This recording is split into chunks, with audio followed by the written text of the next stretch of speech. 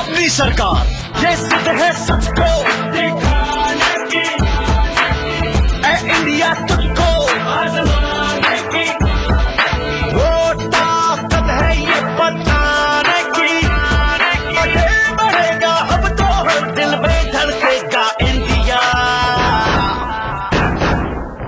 करेगा इंडिया, आगे बढ़ेगा इंडिया। नमस्कार, आदाब, मैं हूं त्रिदीप रमन। वोट करेगा इंडिया में आपका बहुत बहुत स्वागत है। सच दिखाने की जिद लेकर आज हम आ पहुंचे हैं झारखंड और आपको लेकर चलेंगे रांची और जमशेदपुर की चुनावी यात्राओं पर। इस पूरी यात्रा में हमारा साथ देने के लिए स्टूडियो में मौजूद हैं देश के जाने माने चुनाव विश्लेषक अरविंद मोहन मिश्र। अरविंद जी, बहुत बहुत स्वागत है आपका प्रोग्राम में। अरविंद जी, रांची का जिक्र आते ही सुबोधकांत सहाय का नाम सामने आता है, जो इस बार फिर से कांग्रेस के कैंडिडेट है। वहां से कोयला घोटाले की आंच में उनका मंत्री पद चला गया, पर पीएमओ पर बहुत सारी आंच आई, कुछ भी बाल बाका नहीं हुआ। अभी भी लग रहा था कि उनका टिकट कटेगा और इस बार वो चुनाव लड़ ही नहीं पाएंगे। उनका नाम जो स्टार प्रचारक है उस लिस्ट में नहीं है। कई तरह से कांग्रेस ये सिग्नल दे रही है कि उनको बहुत पसंद नहीं किया जा रहा है। इसके बाद भी टिकट पा गए हैं और मेरे ख्याल ठीक से लड़ाई में है। अरविंद जी, बंधु तिर्की जिस तरह से मैदान में आए हैं, तो अब से पहले ईसाई वोटों पर कांग्रेस का कब्जा रहा है, तो लगता है 50-60 हजार ईसाई वोट जो हैं रांची के, वो गड़बड़ हो सकता है सुबोधकांत। देखिए, रांची में कभी भी डायरेक्ट फाइट नहीं हुआ है पिछले काफी समय से, जो मुझे याद है 80 के आसपास। रांची में लगातार कई कोनों की लड़ाई होती है और उसमें हर बार इसी किस्म से कोई एक नया कोना निकलता है, कोई नया एक। पर इस बार तो ज्यादा ही कोना बन रहा है। राम टहल चौधरी हैं, सुदेश महतो हैं, अमिताभ चौधरी हैं और सुबोधकांत सहाय हैं, बंधु तिर्की हैं। मतलब मैदान चारों तरफ से भरा हुआ है। ये इस बार हो सकता है कि वहां 25% पे फैसला हो जाए। बहुत दिलचस्प होने वाला है रांची का चुनावी घमासान। अरविंद मोहन से हमारी बातचीत का दौर आगे भी जारी रहेगा। फिलहाल वक्त है आपको ये बताने का कि आज के एपिसोड में आप क्या क्या देखने वाले हैं। हर दिन की तरह आज भी प्रोग्राम की शुरुआत होगी सियासी नेपथ्य की आहटों को एक नई जुबान देने की कोशिश से।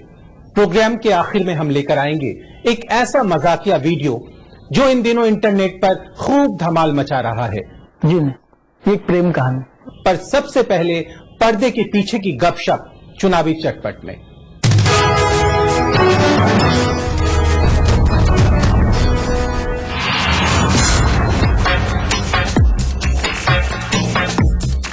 बीजेपी के वजीर-ए-आज़म ओहदे के उम्मीदवार नरेंद्र मोदी गुजरात के वडोदरा और उत्तर प्रदेश की वाराणसी से इंतखाबी मैदान में है। वाराणसी में मोदी मुखालिफ मुसलसल ये शगुफा उछाल रहे हैं कि अगर नरेंद्र मोदी दोनों सीटों से जीते तो वो वडोदरा सीट अपने पास रखेंगे और वाराणसी सीट छोड़ देंगे।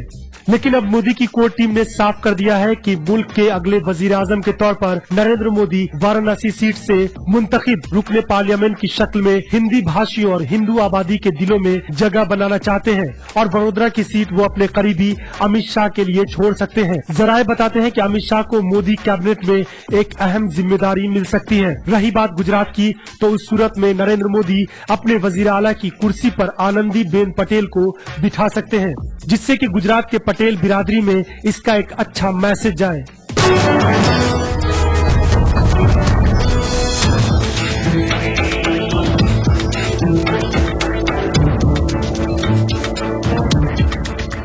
समाजवादी पार्टी सुप्रीमो मुलायम सिंह यादव इन दिनों अपनी इंतखाबी रैलियों में जिस अंदाज में उल जलूल बयान दे रहे हैं और बाद में इस पर उनके वजीर आला बेटे को जिस तरह सफाई देनी पड़ रही है, उससे ये साबित होता है कि मुलायम इन दिनों कितने तनाव से गुजर रहे हैं। दरअसल नेताजी की अपने छोटे भाई शिवपाल सिंह यादव से बुरी तरह ठन गई है। हालात इस कदर बिगड़ गए हैं कि अखिलेश की उनके चाचा से आजकल बात भी नहीं हो रही है। इस झगड़े की शुरुआत तब हुई जब शिवपाल ने नेताजी से कह दिया कि अगर इस इंतखाब में समाजवादी पार्टी की 15 लोकसभा सीटों से कम पर फतह हुई तो फिर अखिलेश को बतौर सीएम बदलना पड़ेगा। कहते हैं कि इस पर नेताजी बेतरह उखड़ गए और उन्होंने शिवपाल से साफ कह दिया कि अगर अखिलेश को हटाने की नौबत आई भी तो उसकी कुर्सी पर कोई और नजर न डाले।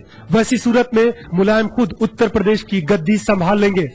यही वजह रही कि नेताजी ने शिवपाल के उस मुतालबे को भी ठुकरा दिया जब वो अपने बेटे के लिए संभल लोकसभा की सीट का मुतालबा कर रहे थे। नेताजी ने वाज़े अंदाज में कह दिया कि अब खानदान के किसी के बेटा बेटी को टिकट नहीं मिलेगा, जबकि शिवपाल तर्क दे रहे थे कि फिर नेताजी ने क्यों प्रोफेसर राम गोपाल के बेटे अक्षय को टिकट दिया।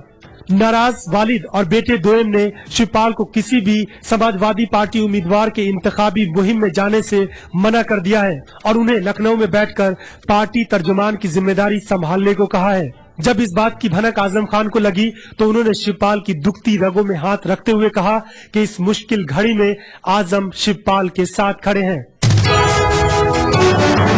इस तरह टूटे हुए चेहरे नहीं हैं, जिस तरह टूटे हुए ये आईने हैं। आपके कालीन देखेंगे किसी दिन, इस समय तो पांव कीचड़ में सने हैं। आइए सच दिखाने की उसी यात्रा को आगे बढ़ाते हैं और आपको सीधे ले चलते हैं रांची संसदीय सीट की चुनावी यात्रा पर। रांची एक शहरी और ग्रामीण संसदीय क्षेत्र है। प्रकृति की अनुपम छटाएं बिखरती हैं यहाँ। जलप्रपात, झरने और नैसर्गिक सौंदर्य के श्रृंगार के बावजूद एक पर्यटक स्थली के रूप में विकसित नहीं हो पाया ये। रांची संसदीय क्षेत्र के अंतर्गत 6 विधानसभा सीटें आती है। जातीय समीकरणों की देखें तो रांची संसदीय क्षेत्र में विभिन्न जातियों की एक मिलीजुली आबादी है। कुर्मी जाति के करीब 1.25 लाख मतदाता हैं। कुर्मियों के अलावा मुस्लिम मतदाता भी रांची में किसी उम्मीदवार की हार जीत में महत्वपूर्ण भूमिका निभाते हैं। इसके अलावा राजपूत, कायस्थ, भूमिहार, कोयरी, तेली की खासी आबादी है। रांची में भ्रष्टाचार, विकास, महंगाई और बेरोजगारी जैसे राष्ट्रीय मुद्दों के अलावा अच्छी सड़कें, स्वच्छ पेयजल, कानून व्यवस्था, बेहतर पब्लिक ट्रांसपोर्टेशन जैसे स्थानीय मुद्दे भी इस चुनाव में हावी रह सकते हैं। संसद में क्षेत्र की नुमाइंदगी लगातार 2 बार के सांसद और पूर्व केंद्रीय मंत्री सुबोधकांत सहाय करते हैं। सुबोधकांत सहाय का कोयला घोटाले में जब नाम उछला तो इनके मंत्री पद की कुर्सी छिन गई। रांची की अपनी ये चुनावी यात्रा हम ब्रेक से लौटकर भी जारी रखेंगे। सच दिखाने की जिद बनी रहेगी। आप बने रहिए हमारे साथ। हम लौट कर आते हैं पल दो पल में। लेकिन रांची ऐसा शहर है कि आप आंख मूंद के ये नहीं कह सकते कि वो सब बीजेपी के लिए होगा। बाढ़ की संभावनाएं सामने हैं और नदियों के किनारे घर बने हैं। चीड़ वन में आंधियों की बात मत कर, इन दरख्तों के बहुत नाजुक तने हैं। ब्रेक के बाद आपका बहुत बहुत स्वागत है। 2014 के चुनावी महासमर को एक दीगर नजरिए से देखने दिखाने वाले प्रोग्राम वोट करेगा इंडिया में। ब्रेक पर जाने से पहले हम थे रांची संसदीय सीट की चुनावी यायावरी पर। आइए अपनी उसी यात्रा को आगे बढ़ाते हैं। संसद में सुबोधकांत की उपस्थिति मात्र 59% रही और न ही इन्होंने कोई प्रश्न पूछा, न किसी बहस में हिस्सा लिया। क्षेत्रवासियों को भी सुबोधकांत सहाय के दर्शन बमुश्किल हुए। कांग्रेस ने पुनः सहाय पर ही अपना दांव लगाया है। भाजपा ने चुनावी राजनीति के माहिर राम टहल चौधरी को अपना उम्मीदवार बनाया है। आजसू से स्वयं के मुखिया सुदेश महतो चुनावी अखाड़े में हैं। तृणमूल कांग्रेस से बंधु तिर्की और झारखंड विकास मोर्चा से अमिताभ चौधरी चुनावी महासमर में हैं। यहां भाजपा, कांग्रेस और आजसू के बीच त्रिकोणीय मुकाबला दिखता है। सुबोधकांत सहाय ने रांची को पर्यटक सिटी बनाने का वायदा किया था, पर पर्यटन मंत्री बनने के बाद भी यहां पर्यटन की संभावनाओं को तलाश नहीं पाए। अरविंद जी, बहुत सारी अपेक्षाएं थी यहां के लोगों को सुबोधकांत सहाय से, अपेक्षाओं पर खरे नहीं उतर पाए। जैसा मैंने पहले कहा कि सुबोध जी ऐसे ही पॉलिटिक्स करते रहे हैं और ऐसे ही पॉलिटिक्स में सर्वाइव करते रहे हैं। उनका लाभ या उनके लिए अच्छी बात यह है कि सामने वाले लोग भी वैसे ही पॉलिटिक्स करते रहे। उनकी ओर से भी कोई बहुत ईमानदार पॉलिटिक्स या बहुत मजबूत पॉलिटिक्स नहीं हुआ। जो बीजेपी के उम्मीदवार उनके सामने हैं, जो 2 बार से उनसे हार रहे हैं, रामटहल चौधरी, वो स्वयं 3-4 दफे एमपी रह चुके हैं और जब से हम नाम सुन रहे हैं तो रामटहल चौधरी ही कैंडिडेट हैं। उनके जीतने से भी रांची पे कोई फर्क नहीं पड़ा। तो जो मुख्य प्रतिद्वंदी है उसकी ओर से भी यही है। अगर बंधु तिर्की के आने से सुबोध को मुश्किल होगी, तो सुदेश महतो के आने से, क्योंकि वही कुर्मी वोट दोनों का बेस है, उनको मुश्किल होने वाली है। तो इस किस्म के बंटवारे हर दफे सुबोध जी के हक में ही चले जाते हैं। इस बार क्या होगा ये कहना थोड़ा। अरविंद जी, रांची के लोगों की नाराजगी यह है कि पर्यटन मंत्री बनने के बाद भी पर्यटन की संभावनाओं को रांची में विकसित नहीं कर पाए। अकेले पर्यटन का मामला नहीं, मैं तो कहूंगा कि रांची में इतनी सारी संभावनाएं हैं और इतना सारा कुछ है, खेल की प्रतिभा से लेके पढ़ाई और बिजनेस व्यापार सबका सेंटर बनना चाहिए था। कलकत्ता बन गया, कुछ हद तक पटना बन गया, लेकिन रांची जस का तस 100 साल से वैसे ही पड़ा हुआ है, तो इसलिए रांची में काफी सारी पॉसिबिलिटी है। अरविंद जी, अभी कुछ देर पहले आप बता रहे थे कि किस तरह सुबोध कांत सहाय का ग्राफ पार्टी में गिरा है, तो इसकी मुख्य वजह आप क्या मानते हैं? उनके भाई का चुनाव हारना, इनका नाम कोयला घोटाले में आना? मुख्य वजह तो कोयला घोटाला ही है और जिस किस्म से उन्होंने उसको हैंडल किया वो मुख्य वजह है, लेकिन चुनाव में मुझे अभी भी शक है कि वो कोई बड़ा मुद्दा बन पाएगा। यहाँ जो सोशल कंपोजिशन है वो काफी महत्वपूर्ण हो जाता है और उसमें करीब 40% ट्राइबल वोट है, उसमें भी उरांव ज्यादा है, उसमें मुंडा नंबर 2 पे है, ईसाई वोट यहाँ 6-7% है, करीब 13% मुसलमान वोट है। तो ये सारे इक्वेशन जो हैं ये मुझे लगता है कि कहीं न कहीं बीजेपी के खिलाफ वाले हैं। सुदेश महतो और राम टहल चौधरी को लेकर कुर्मी मतदाताओं में एक असमंजस की स्थिति बनी हुई है कि उनका झुकाव किस तरफ को हो, कहां जाए वो। देखिए, सुदेश कुछ भी हो, नए हैं और बहुत ही पेशेवर ढंग से पार्टी चला रहे हैं, बहुत ही सिस्टमेटिक ढंग से कार्यकर्ताओं को नियम से पैसे देना, उनकी किसकी जरूरत कहाँ है, किस तरह से किसको लगाना। रामटहल चौधरी पुराने तरह के नेता हैं और दूसरा ये है कि अब रामटहल चौधरी का कुछ देखना बाकी नहीं रह गया रांची वालों के लिए। अरविंद जी, 1.5 लाख नए वोटर बने हैं रांची में, उनका झुकाव किस तरफ को होगा? रांची ऐसा शहर है कि आप आंख मूंद के ये नहीं कह सकते कि वो सब बीजेपी के लिए होगा। तो अरविंद जी, आपको लगता है बंधु तिर्की के मैदान में आने से कांग्रेस को सबसे ज्यादा नुकसान उठाना पड़ेगा? अमिताभ के आने से भी फर्क पड़ेगा। पर अमिताभ चौधरी बीजेपी से टिकट मांग रहे थे, अरुण जेटली के बहुत नजदीकी में शामिल क्रिकेट की होते हैं। पॉलिटिक्स, बाकी सब चीजों में अमिताभ एक्टिव रहे हैं, तो शहर के नौजवानों में एक वो भी फैक्टर है। अरविंद जी, संघ का बहुत काम है इस पूरे क्षेत्र में और मोदी की लहर भी है, तो आपको लगता है राम टहल चौधरी की नैया पार लगेगी? देखिए, संघ का काम है, लेकिन ये भी है कि बीजेपी का कुछ भी इस हिस्से में बाकी नहीं रह गया है। बीजेपी आपसी लड़ाई से लेकर सरकार चलाने तक सब कुछ अपना दिखा चुकी है, तो इसलिए बीजेपी के लिए कुछ नयापन बाकी नहीं है। रांची की आखिरी चुनावी तस्वीर क्या? मेरे हिसाब से अभी भी सुदेश महतो, सुबोध कांत सहाय और रामटहल चौधरी लड़ेंगे मुख्य लड़ाई। इसमें यही देखने लायक बात होगी कि कुर्मी वोट किस पे पोलराइज ज्यादा होता है, उसको लाभ होगा। कुर्मी वोट किस तरफ को जाते हैं वही रांची का शहंशाह तय करेगा। आइए अब आपको लेकर चलते हैं झारखंड की एक और महत्वपूर्ण लोकसभा सीट जमशेदपुर की चुनावी यात्रा पर। जमशेदपुर झारखंड के एक प्रमुख शहर में शुमार होता है। यह झारखंड का एक बड़ा इंडस्ट्रियल जोन भी है, पहला प्लान्ड इंडस्ट्रियल शहर है, सो इसे स्टील सिटी के नाम से भी जाना जाता है। इसे जमशेदजी टाटा के नाम पर बसाया गया है। जमशेदपुर संसदीय क्षेत्र में भ्रष्टाचार, विकास, महंगाई, बेरोजगारी जैसे राष्ट्रीय चुनावी मुद्दों के साथ बिजली संकट, पेयजल की समस्या, बदहाल सड़कें जैसे स्थानीय मुद्दे भी शामिल हैं। शहरी क्षेत्र के साथ ग्रामीण क्षेत्र में विकास एक प्रमुख चुनावी मुद्दा है। जमशेदपुर झारखंड की एक ऐसी संसदीय सीट है जहां जातीय समीकरण किसी प्रत्याशी की जीत या हार तय नहीं करते, बल्कि प्रत्याशी की अपनी छवि और उनका कामकाज मायने रखता है। जमशेदपुर का संसद में प्रतिनिधित्व झारखंड विकास मोर्चा के अजय कुमार करते हैं। पूर्व आईपीएस डॉक्टर अजय कुमार अपनी ईमानदार और तेज तर्रार छवि के कारण लोकसभा में पहुंचे थे। अर्जुन मुंडा के मुख्यमंत्री बनने के बाद रिक्त हुई सीट पर हुए उपचुनाव में अजय कुमार ने भाजपा के तत्कालीन प्रदेश अध्यक्ष डॉक्टर दिनेशानंद गोस्वामी को भारी मतों से हराया था।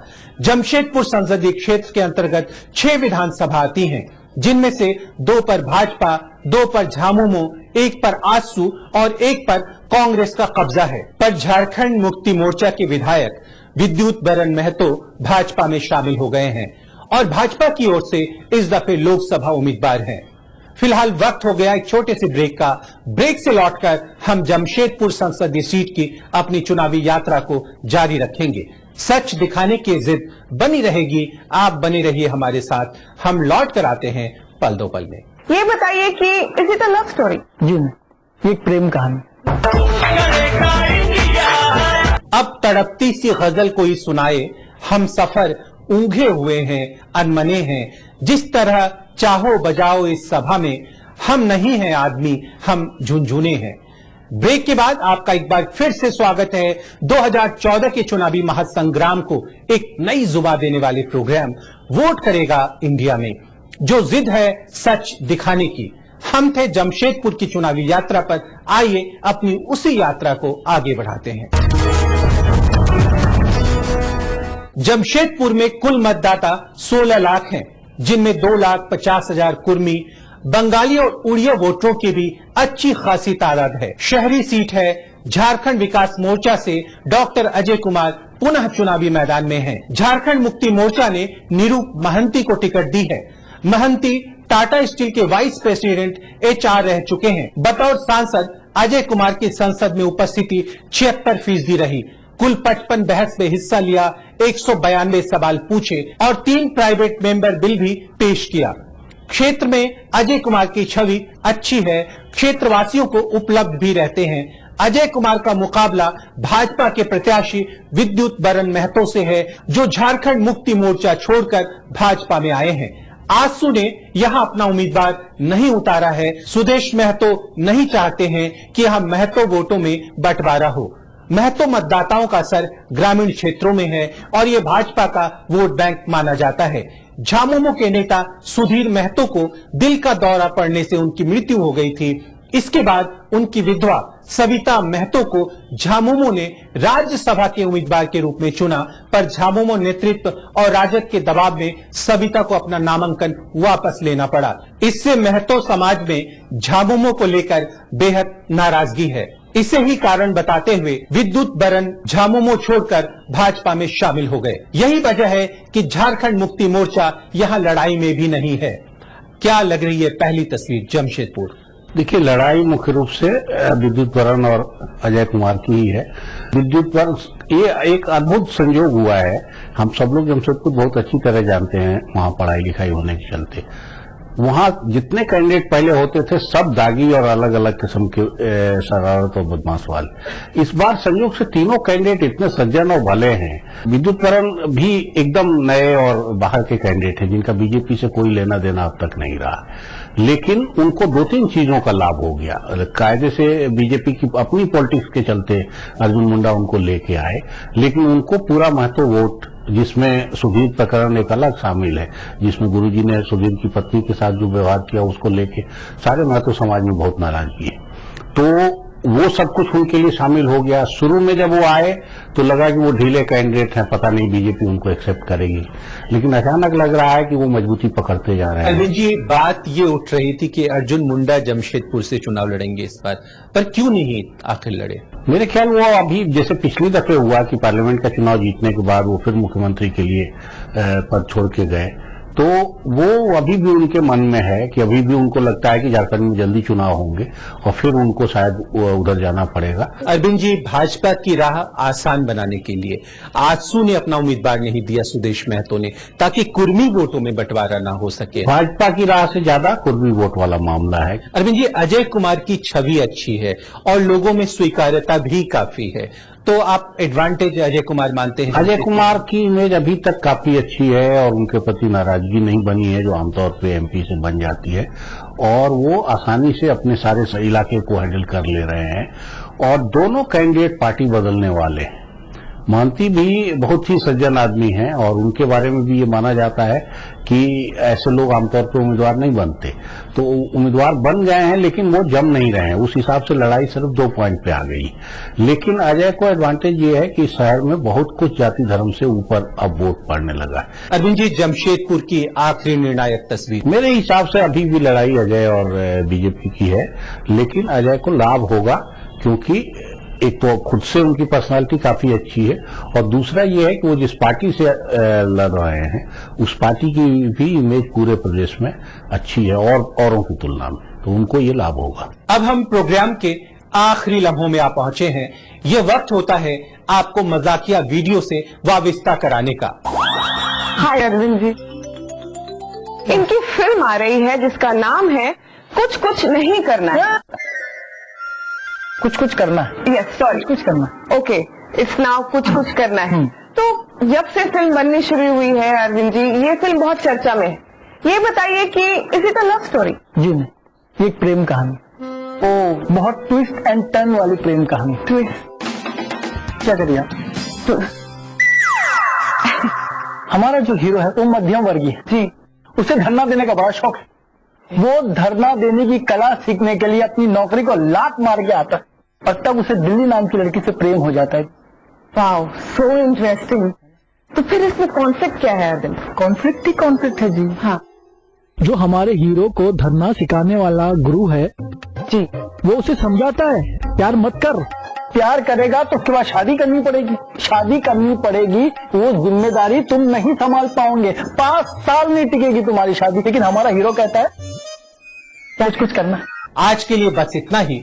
कल हम आपको लेकर चलेंगे यूपी की चुनावी यायावरी पर, मिलेंगे पीलीभीत और रामपुर संसदीय सीटों की चुनावी यात्रा पर। आपको हमारा ये प्रोग्राम कैसा लगता है, अपनी राय से हमें अवगत कराएं। आपके सुझावों का हमें बेसब्री से इंतजार रहेगा। अब आपसे मुलाकात होती है कल इसी वक्त, इसी चैनल पर, इसी प्रोग्राम में, सच दिखाने की इसी जिद के साथ। तब तक के लिए मैं त्रिदी ब्रह्मण अपने साथी चुनाव विशेषज्ञ अरविंद मोहन और एनटीआई मीडिया की पूरी टीम के साथ आपसे अनुमति चाहता हूं। नमस्कार, गुड नाइट। और आज हम आपको लेकर चलेंगे पीलीभीत और रामपुर संसदीय सीटों की चुनावी यात्रा पर।